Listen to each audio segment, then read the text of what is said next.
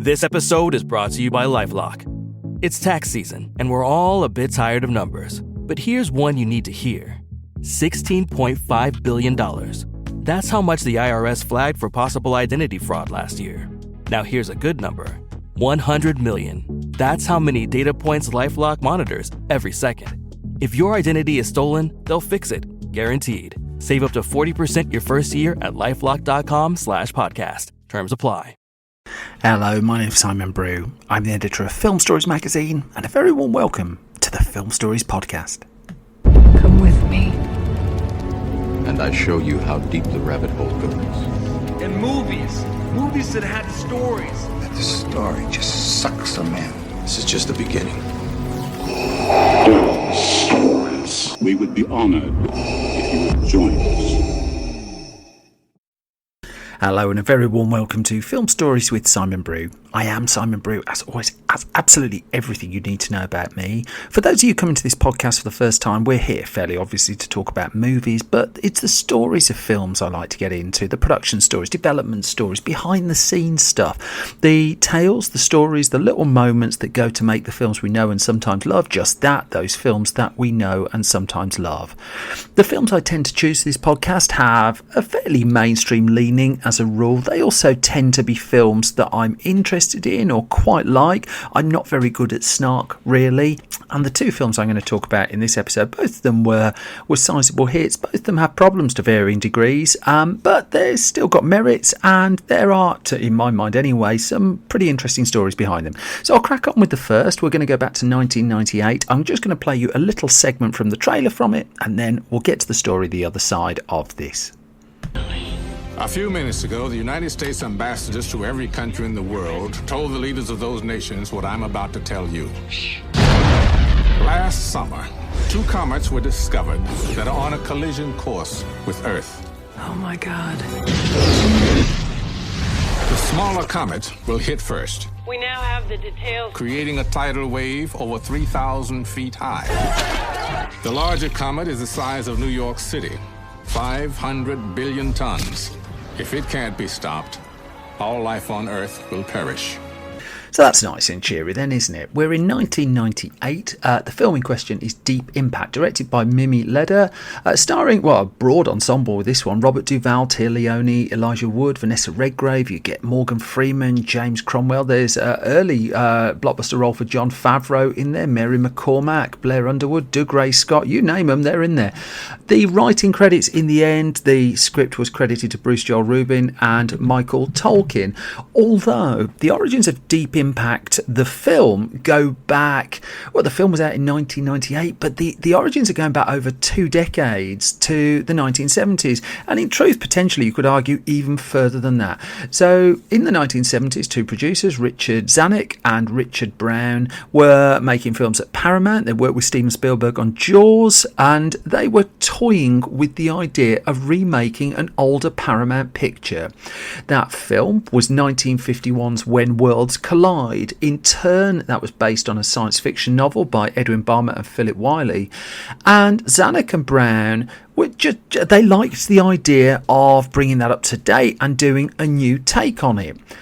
And they got some interesting people to try and get it out of development hell as well. So they gave an interview to Starlog magazine back in 1998 when Deep Impact was first being released. And they revealed at that point that they'd commissioned some scripts back in the 1970s. So get a couple of the names here. A Clockwork Orange author, Anthony Burgess, had a go at a screenplay back when the film was a more stricter remake of When Worlds Collide. But that script didn't really get anywhere.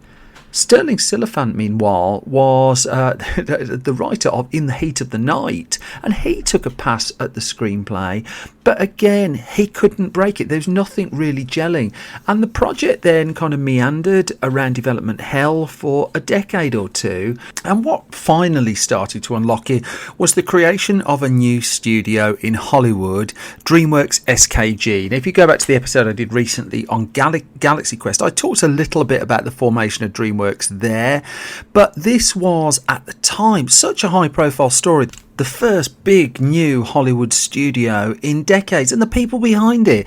It was funded and put together by Steven Spielberg, by Jeffrey Katzenberg, by David Geffen, three creative and financial forces of some might, really. And DreamWorks needed a roster of pictures. Its first collection of films didn't really set the box office alight. There was the Talking Parrot film, Paulie, who remembers that? There was The Peacemaker, a film I'm going to come back to shortly. But what there wasn't really was an early breakthrough hit. And so the first couple of years of DreamWorks, lots of projects were being developed. The films that were coming through just weren't bringing home the cash at that point. So Zanuck and Brown found themselves working more and more with Steven Spielberg, and Spielberg separately had become interested in a comic collision film, but he'd been interested in Arthur C. Clarke's book, The Hammer of God, which he took an option on in the early 90s.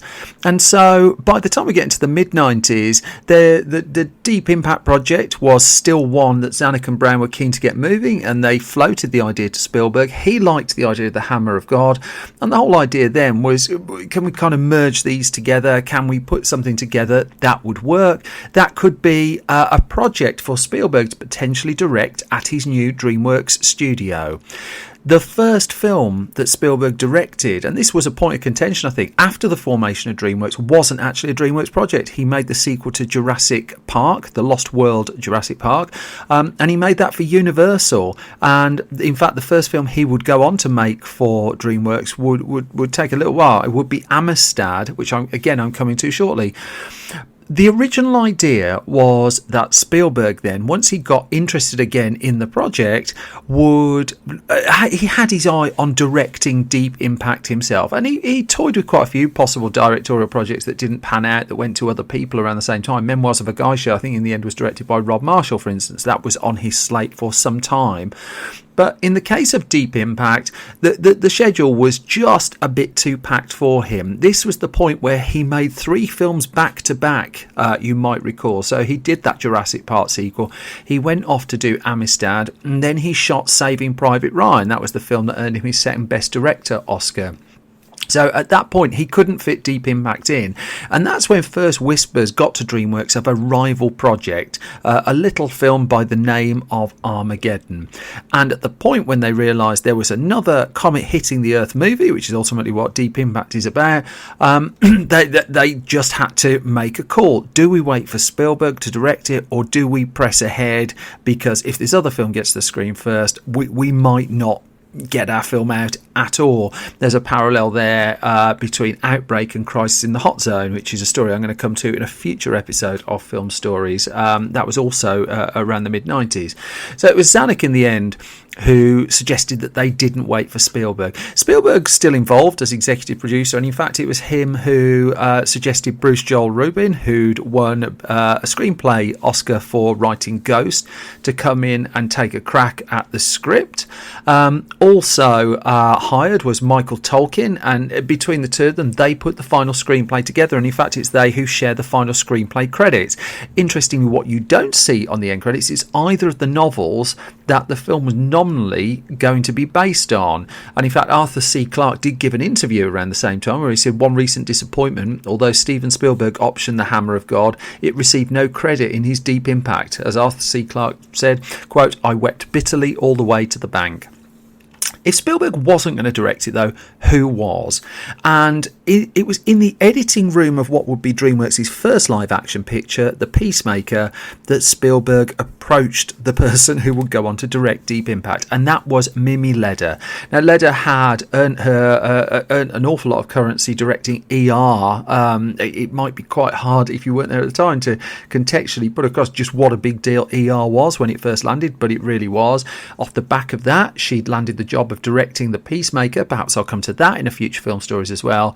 And her first reaction, she does a really good DVD commentary that's worth listening to, when Spielberg came up to her in the editing room of The Peacemaker and asked, "Are you interested in directing Deep Impact?" was, quote, "It sounds like a porno movie." Nonetheless, looking past the title, she hadn't done sci-fi before. She was still in post-production on The Peacemaker, and this was going to be some leap. But she decided to go for it. The film was nonetheless modestly budgeted for what DreamWorks was looking to achieve. This one had a price of $80 million, and to put that into context, the rival movie it was up against, Armageddon, well, its budget was about $140 million and could afford a big movie star in Bruce Willis, although he had a deal with Disney at the time. But Deep Impact also relied heavily on effects work as well, and costly effects work. There was as I'm going to come to a little bit later, there was an awful lot of pathfinding in the effects work you see on screen in Deep Impact. This also curtailed some of the ambition that Leder wanted to bring to the project herself, because she had the idea of making it more of a global movie. The Deep Impact final cut that we see is very American-centric. We don't see really beyond American borders unless you're going into space. Whereas in the case of Armageddon, you do, however fleetingly, see how that's reflected around the globe. In fact, it was notable that in the run-up to, because of the direct competition with Deep Impact, Disney forked out an extra few $1 million for some late extra destruction shots for Armageddon, just to try and differentiate their film from Deep Impact. It's also in the midst of it all, the schedule of Deep Impact was really quite tight.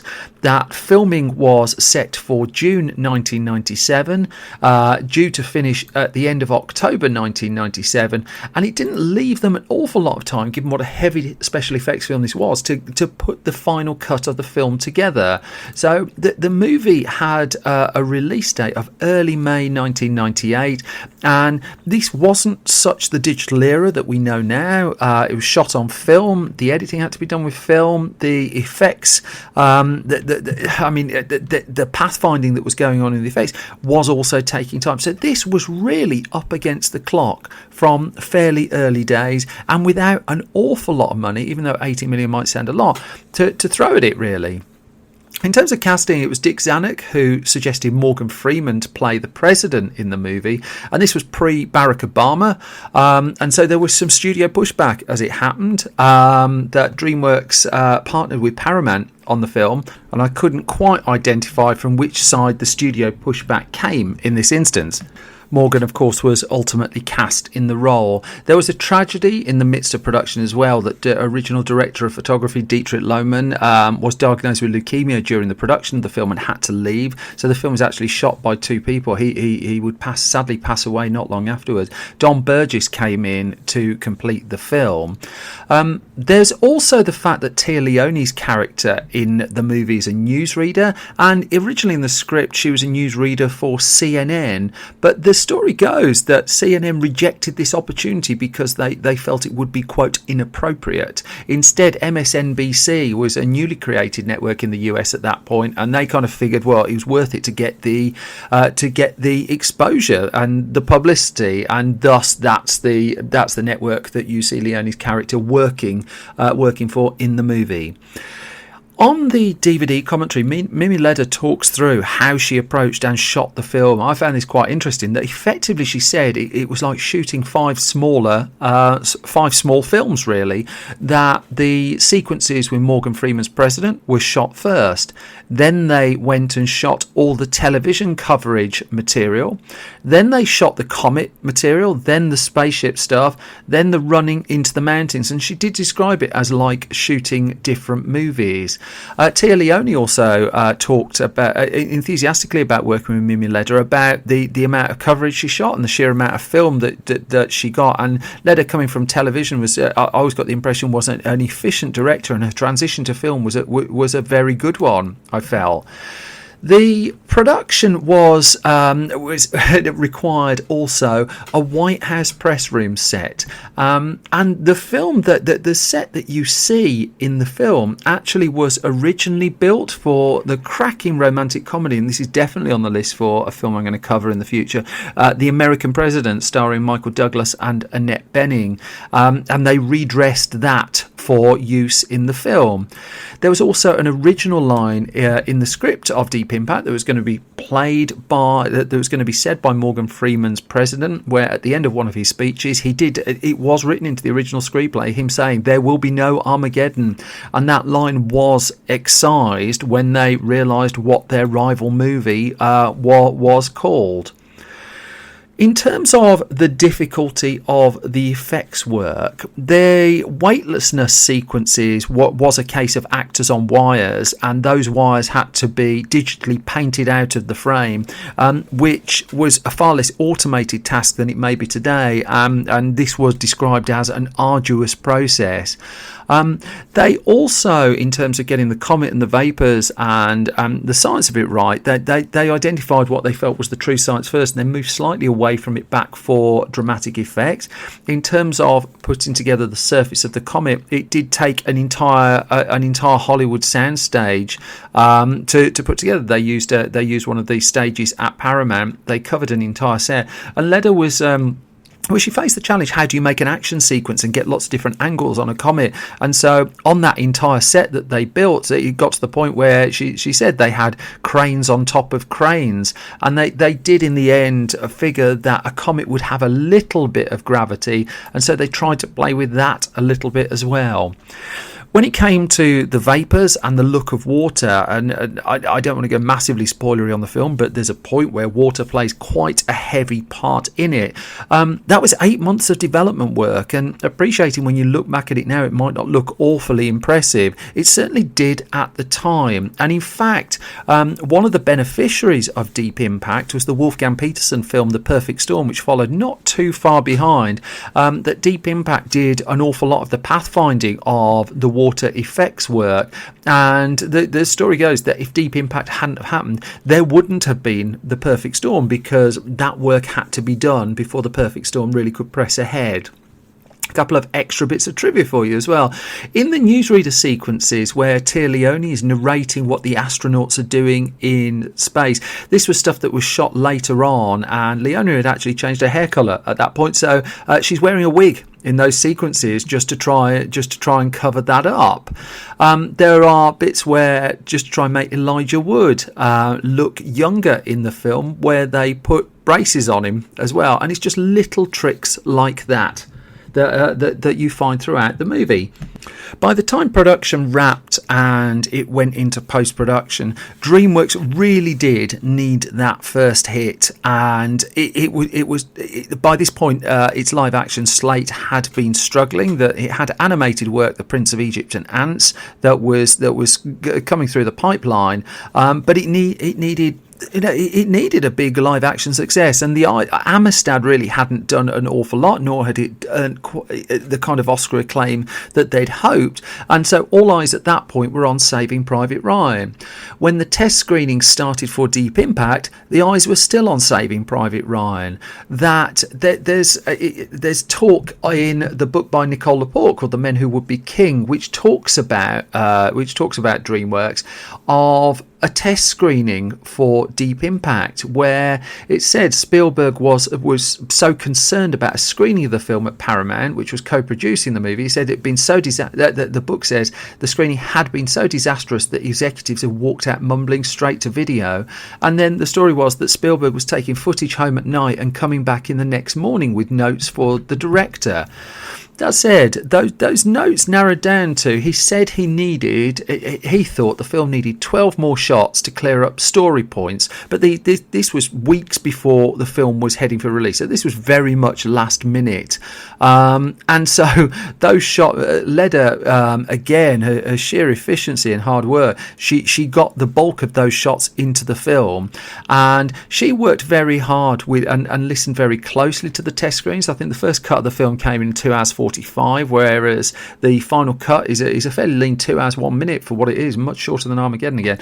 And Leda listened to those test screens. She pulled back, for instance, some of the time we would have spent with Elijah Wood's characters and the younger characters in the film, and ultimately they got the film into shape in time for its release in May of 1998. It was going toe-to-toe with Armageddon at this point, but it had the distinct advantage of, by going the route they did, of being first out of the traps, and it became positioned really as the more cerebral of the two films. That Armageddon was going to be the big action-packed disaster movie. Deep Impact wouldn't be shy on action, but it was much more of almost a more traditional ensemble-driven Hollywood disaster movie. In terms of critical acclaim, neither film actually walked away with it, really, but Deep Impact got the friendlier reviews, and to the massive relief and a little bit of surprise, I think, of executives within DreamWorks, the studio finally had a hit on its hand. It opened with a $41 million opening weekend at the American box office, and whilst it grossed lower ultimately than Armageddon, it was a cheaper film, and it would go on to gross just shy of $350 million worldwide. And in fact, later that summer, DreamWorks would have another monster hit when Saving Private Ryan would go on to be a massive success as well. Deep Impact, just in case you want some context, knocked Spike Lee's He Got Game off the top of the American box office charts. City of Angels, starring Nicolas Cage, was in there as well. DreamWorks' earlier release, Paulie, was still around, and Titanic was still around some 21 weeks after it had been originally released. But it would prove to be one of the big hits of that summer. Whether the film has endured, well, that's more up to you, really. I think by taking the slightly more cerebral approach, I think there's a little bit more to it. But then I'm a sucker for Armageddon as well, really, and I enjoyed both of the films. But I do love the fact that on the commentary track that for Deep Impact, Mimi Leder says from the offset they got lots of people contacting them saying they preferred the film to Armageddon. I think it's a world where both exist. You take your pick. But I find the story of Deep Impact and its ultimate impact on DreamWorks a really interesting one. I hope you have as well.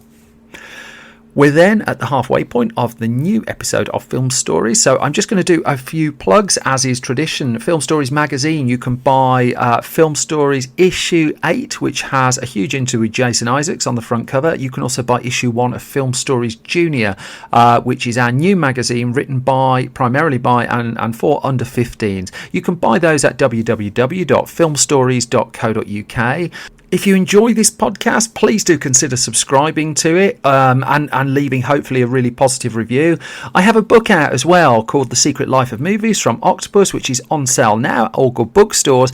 And then I'm also going out on tour with the book and the magazine. I've got an assortment of dates coming up around the UK. You can find details of those at www.filmstories.co.uk and just look at the live dates tab at the top of the screen.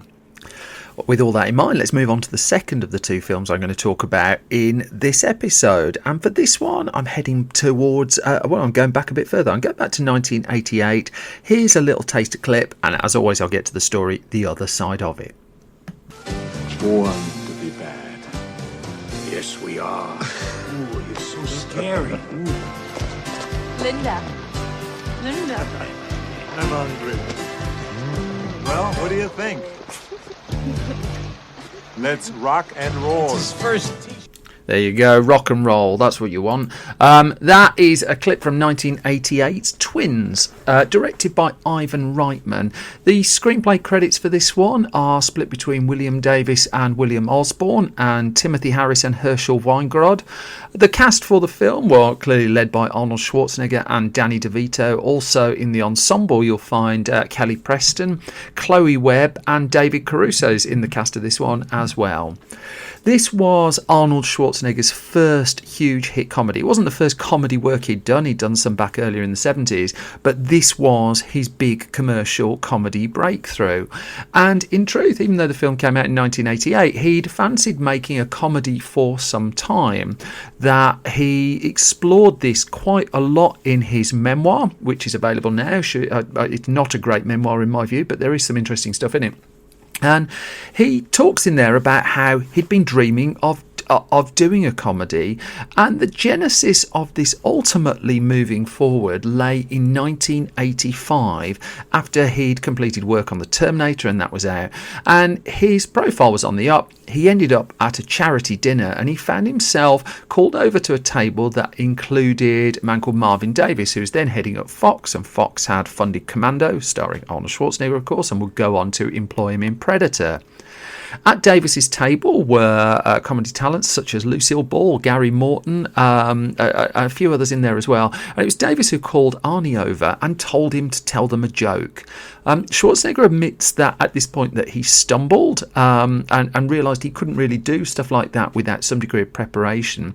But the others on the table quickly picked up on the slack, and one of the people at that table was the comedian Milton Berle. And after this dinner, the Schwarzeneggers and the Berle family became friends. That Berle and his wife Ruth would meet up with Schwarzenegger and his now ex-wife, and at these meetings Schwarzenegger quizzed him about comedy, and also in Milton Berle's company he would meet comedy talents such as Robin Williams and Rodney Dangerfield. And it was Berle really who Schwarzenegger credits with encouraging his comedic ambitions, that it was Berle who gave him tips on comedy delivery and how to play the comedy to his strengths. Schwarzenegger, there's a passage in the book where he admits that he's frustrated and he wasn't the kind of person who could be considered for roles in films such as Ghostbusters and Animal House. I can't really see how either of those would work, but I sort of get the point that he's getting at. No one who was making a comedy in Hollywood in the 1980s, certainly in the early to mid-80s, would instantly think, I know who we need Arnold Schwarzenegger, he'll crack a few gags. But the next stage in turning the tide of this really came in the winter of 1986, when the Schwarzeneggers went off skiing in Aspen, Colorado, where lots of rich Hollywood people seem to go skiing. And amongst the people who were there at the same time was again Robin Williams, but also Ivan Reitman, of course, the director of Ghostbusters.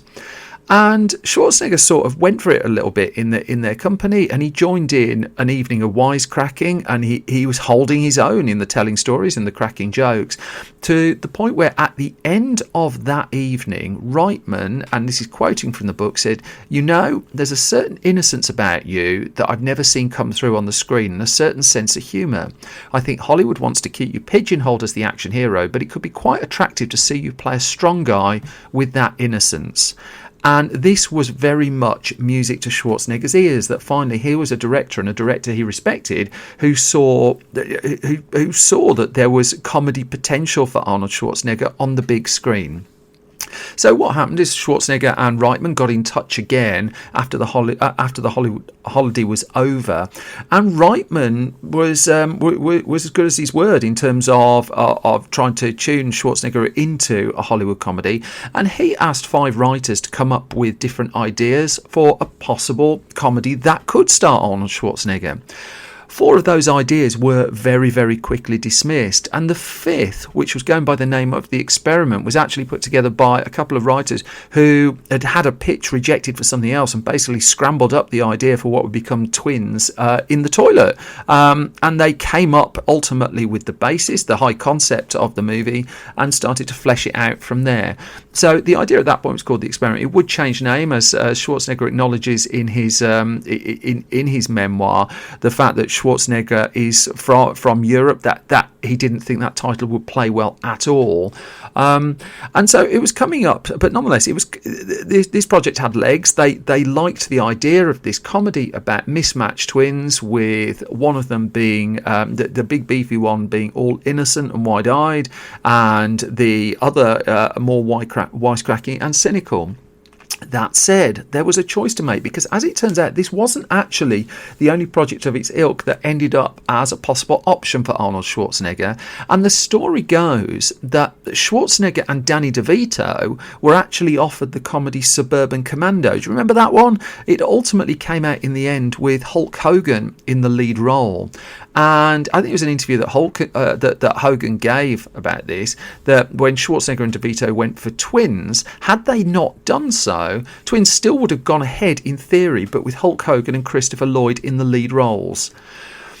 The movie did change its name to Twins, and it was Schwarzenegger who put the name of Danny DeVito in to play his twin brother in the movie. And this really was ultimate high concept. If ever you want anyone to explain the high concept pitch in movie making, this was for a long time the one that was used. The simple example: you go into a room, you say Schwarzenegger, DeVito, twins. That's the entire pitch, and that's the pitch that Hollywood very quickly wanted. Apparently, Michael Mann, when he was looking to get funding for Heat, just came casually walked in, had a meeting with Warner Brothers and said, Robert De Niro, Al Pacino. It's just like the ka-ching, sign on the dotted line at that point. So DeVito, when he heard the idea, he was very quickly on board. And he was on board without reading a screenplay at that point, and though he'd get heavily involved in the development of the film and making sure that it stood up as a comedy. But he had an initial concern that whilst they had a very good sight gag and they had a very good poster, there needed to be a film behind it, and thus the work got underway. Then it was a case of, would a Hollywood studio buy the project? Let's go back to that. It seems logical now, given that we've seen lots of action movie stars play against type in relatively expensive films. We've seen everyone from Vin Diesel in The Pacifier. We saw Dwayne Johnson in Tooth Fairy, which was initially developed for Schwarzenegger with City Slickers director Ron Underwood, but that was picked up by Dwayne Johnson in the end. Of course, Schwarzenegger himself would go on to make films like Kindergarten Cop, Junior, and Jingle All the Way. So what they did is Schwarzenegger, DeVito and Ivan Reitman took the pitch to Universal first, and Tom Pollock at Universal was interested, and he could immediately see the commercial merit of the idea. But also, the three key creatives, Schwarzenegger, DeVito, Reitman, had come up with a plan that they would work up front for free on the movie. And Schwarzenegger does kind of qualify this as saying he knew it was a risk to put money into him as a comedy star. But then also, it'd be remiss to say that this wasn't a comedy that was riffing on his action persona anyway. So it wasn't a massive jump in that point. It's just whether he could deliver comedic lines on screen. I think that was the only problem. In terms of selling the film, I don't think it was ever really going to be that tricky. The concept was so high and so easy to get across. What they did, though, is Schwarzenegger, DeVito and Reitman, instead of taking any money up front, they asked for a very, very generous back end, a back end that would take in a slice of the box office gross, of the video sales, of the video rentals, of every showing on a plane, of every showing in a hotel. And Pollock at first resisted this idea because he thought, well, I'd rather pay you up front, and I would rather, it's going to be a hit, and I don't think this is the risk really that you think it will be. I'm clearly paraphrasing him because I wasn't in the room. So he offered to pay them just their salaries, but they dug in, and the three of them won out in what became quite a legendary deal in Hollywood. And Pollock knew really he'd been taken on it, and they joked about it, was upfront about it. But those three creatives would take 37.5% of the film's income, not the film's profit, the film's income. Of that 37.5%, Schwarzenegger, they divvied it up based on their own commercial performances. So Schwarzenegger ended up with about 20% of it, with the trio agreeing that he was the biggest box office weapon they had in terms of selling the film. Hollywood would be increasingly resistant to such deals in the future. So cash rich did this one turn out to be. But this was also the era where Warner Brothers was about to give Jack Nicholson an awful lot of slices of the gross of 1989's Batman to play the Joker, and also profit shares on subsequent sequels as well. I'm always curious whether that carried over to the Christopher Nolan movies as well, and if Jack Nicholson is still coining it in for a role that he played 30 years ago. Universal wanted the deal done quickly. It did have a fit. Pollock, even though he knew he wasn't getting a great deal, knew he wanted the film, because if he didn't have it, someone else would have it, and what studio doesn't want a hit movie in cinemas for Christmas? So to stop another studio taking it, they did the deal over lunch with agents writing the terms of the deal on a napkin. It's a napkin that DeVito reportedly still has. Filming then got underway. The project really just started getting real momentum at this point. That the script was sealed and put together in 1987. The filming got underway in early 1988, and most of the shoot would take place in Los Angeles. There would also be some location work that took place in Oregon and in Mexico. And Schwarzenegger admits that considering how intense shooting some of his heavy action movies had been, comedy he just found a breeze. That there wasn't clearly all the stunt work, there wasn't the intense preparation for lots of the setup shots for big action sequences. What they did have was a lot of rehearsal to work out the comic beats, but what they also discovered was that Schwarzenegger and DeVito had a natural rapport between the two of them, and they worked as a double act on screen. In fact, they would come back together for Junior, one of the subsequent comedies that Schwarzenegger would go on to make. He said, again, going back to something specific that Schwarzenegger says in his memoir, Total Recall, he says, compared to being an action hero, it was a lot easier to be a comic star. The rehearsals were all about changing the rhythm of my persona. And he got specific on that. He said, I had to get rid of the stern looks, the hard lines, the commanding machine-like talk. No more of that Terminator slow monotone. I had to throw out everything I'd learned in action films to telegraph leadership and command, and instead I had to soften everything. I had to say the words more gently, roll them together, and combine them with gentler looks and smoother turns of the head.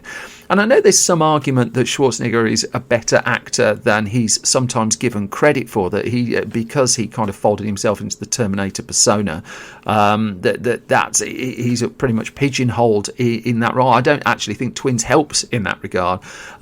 There is an argument that the character he puts across on screen was clearly driven by his past roles. Does have something a little different to him, and he would go on to be going on to those comedy sequels. I mean, he was perfectly able in each of them sequels for the comedy films. He was perfectly able in each of them, I would argue. Filming would wrap up on the movie. I mean, it was a fairly short shoot for a Schwarzenegger film. You know, usually we're looking 6 to 9 months, but in this case, it wrapped up in Easter 1988. And then the hard work went over to Ivan Reitman and his editing team. And Reitman's process in terms of editing comedies was very much one of fine-tuning and getting feedback, and fine-tuning and getting feedback. And he used several test screenings as de rigueur at the time, just to tune his movie and to get the audience response card scores from those test screenings higher and higher and higher, which he successfully did. And at one point, the movie was said to be testing better than that original Ghostbusters film as well. It's not better than the original Ghostbusters film, but crucially, the test screening scores were in that level. And so it was becoming very, very clear that Twins was going to be a big hit. That the test screening was going well, the audience response was looking good, and the marketing campaign, which did trade heavily off that single image of Schwarzenegger, DeVito, twins, was really breaking through. The proof ultimately was in the pudding, of course, and so the film was lined up for release in the US on December the 9th, 1988, and it would open, and these numbers seem small by today's level, but this was really quite a sizable opening. It would open to $11 million in the US. It would open at number 1, knocking The Naked Gun and Scrooged off into second and third place from the week before. It opened at the same week, actually, as Mississippi Burning and My Stepmother is an Alien. And just to give you a flavour of what else was in the charts in the US in December 1988, the top 10 also had Cocoon the Return, remember that? Had Child's Play, Ernie Saves Christmas, The Land Before Time. But Twins would become the big comedy hit of the season. Naked Gun wasn't a million miles behind, but Twins was the real breakout of it. It also would go on to be an international hit as well. And in the end, it would gross over $200 million, which, again, was Schwarzenegger films since have made an awful lot more. That was roughly around the level of his films at the time, and that was also comfortably enough to make it a huge hit in the eyes of Hollywood. And Kindergarten Cop would follow fairly soon after, with Schwarzenegger looking to move towards an action film, then a comedy film, an action film, and a comedy film, although he would ultimately move towards Last Action Hero, which is whole right for a further podcast. Schwarzenegger would reveal that he'd make more money off Twins than he did off his Terminator films, and Hollywood did shut down the kind of cash-rich deal that he, DeVito, and Ivan Reitman had benefited from. There is, of course, still talk of a potential sequel to Twins. So clearly Arnold Schwarzenegger went off to do a life in politics. He was governor of California. When he came out of his governorship, he went back to some of his key franchises, talked for a long time of making another Conan film. He did make Terminator Genesis. He made The Last Stand, actually, which I think is a far better film than he's generally given credit for. But he's not, outside of the Terminator sequel, which did good business, really done a film that's broken through at the box office since. Nonetheless, there was an undeveloped idea of doing triplets as a twin sequel that would have had Arnold Schwarzenegger, Danny DeVito, and then discovering that Eddie Murphy was was also their twin brother as well. And every time Schwarzenegger has a film out, and Terminator Dark Fate is around the corner as this has been recorded, so it's going to happen again, he's inevitably asked again about what the status of it is, and he's very good at giving interviews that suggest the project isn't dead and it's still active, even though there doesn't appear to be any sign of triplets or the new Conan film moving forward anytime soon. What Twins did is it opened up the opportunity also for action stars to really riff on their personas and make films such as this. Some did work out better than others, but it got to a point where if you become a big action star, doing a comedy that played against type was really something worth considering. And in fact, it wasn't just restricted to action stars. I wonder if the success of films like Twins and Kindergarten Cop were played on Robert De Niro's mind when he was offered Analyze This and the Meet the Parents films, which are amongst his biggest commercial hits. I don't think Twins is a great film. Personally, I enjoyed it at the time. I do think it gets stuck with the poster being probably the funniest bit about it. But it was a Hollywood turning point, and it was really fueled by Schwarzenegger just really wanting to break out and try something else. That he did it successfully is thanks to a whole bunch of people around him and just his sheer naked ambition. And just think, if it wasn't for Arnold Schwarzenegger doing Twins, we wouldn't have got Vin Diesel in The Pacifier and other classics such as that. I mean, if that's not something to be grateful for, I'm not even going to finish the sentence. I can't do this with a straight face. That has been the latest episode of Film Stories. You can find me on Twitter at Simon Brew. You can find the whole Film Stories project on Twitter, and there's lots of bits of it at Film Stories Pod. Facebook, we're on there, facebook.com/filmstoriesonline. And you can also find a whole host of exclusive video film stories that we've been putting onto our YouTube channel at youtube.com/filmstories. We are a small independent outfit. Any bit of word of mouth you can give us means an enormous amount, and it really does help us, because instead of having a big marketing budget, we use what little money we have to pay writers, so no one has to work for exposure. As a consequence, we do really heavily rely on your word of mouth, and any you can give us is just priceless. So thank you for that. Thank you for listening, and I'll be back with you soon with a whole other bunch of film stories. You take care.